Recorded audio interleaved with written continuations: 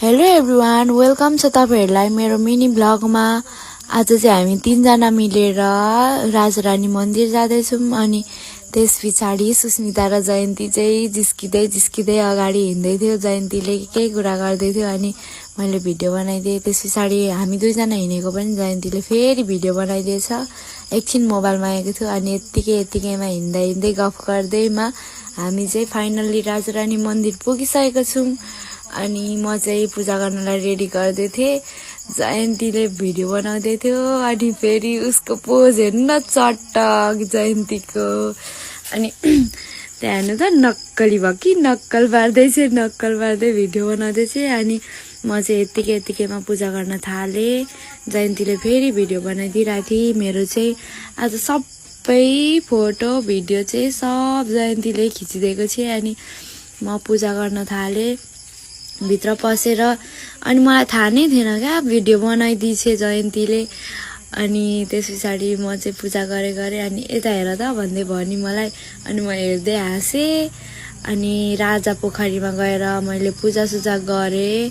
अनि त्यस पछाडि धुपबाती पनि लगेको थियो, धुपबाती पनि मैले बालिदिएँ। त्यतिकैमा जयन्तीले मलाई जिस्काउँदै थियो। त्यो पुरा बिहेवाला फिलिङ्स क्या, बिहेमा भन्छ त नै उमङ्गी भन्दै हो, त्यस्तै भन्दै थियो क्या जयन्ती चाहिँ। अनि म हाँस्दै पूजा गरेर बत्ती पनि बगाइदिएँ। अनि फेरि यता रानी पोखरीमा आएर मैले पूजा गरिसकेँ अगाडि नै। अनि दियो बालेर पानीमा बगाइदिन खोजेको, दियो बालेर अनि फेरि बाती बालेर त्यहाँ बगाइदिन खोजेको निभो।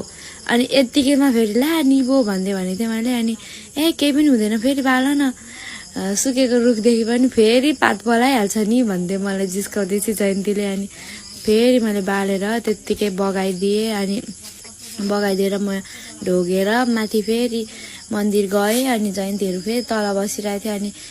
अनि मैले बोलाएर अनि पुरोहित बाले टिका लगाइदिनु भयो मलाई। अनि उसले भिडियो बनाइदियो जयन्तीले। अनि हामी त्यत्तिकै टिका लगाएर पर गएर टावरमा बसेर खाजासाजा खायौँ। त्यो चाहिँ भिडियो बनाएनौँ। अनि खाजा खाइसकेर फर्किने बेला चाहिँ सुस्मिता फेरि म कुद्छु मेरो भिडियो बनाइदेऊ न अरे। अनि जयन्तीले बनाइदियो भिडियो। अनि मेरो पनि बनायौँ, फोटो भिडियोहरू खिच्यौँ अलिअलि। घाम कति लागेको थियो फेरि आज, यति घाम लागेको थियो र पनि अब गइसकेपछि त फोटो खिच्नु पर्यो नि त अलिअलि। अनि मैले आऊ तिम्रो पनि बनाइदिन्छु भनेर मैले जयन्तीको भिडियो बनाइदिएको थिएँ। आज फेरि के भयो भने कट्टु लाएर कुद्न जाने भनेर लगाएर गएको, फेरि मलाई कस्तो पूजा गर्न जाने भनेर अनकम्फर्टेबल भएर मैले चाहिँ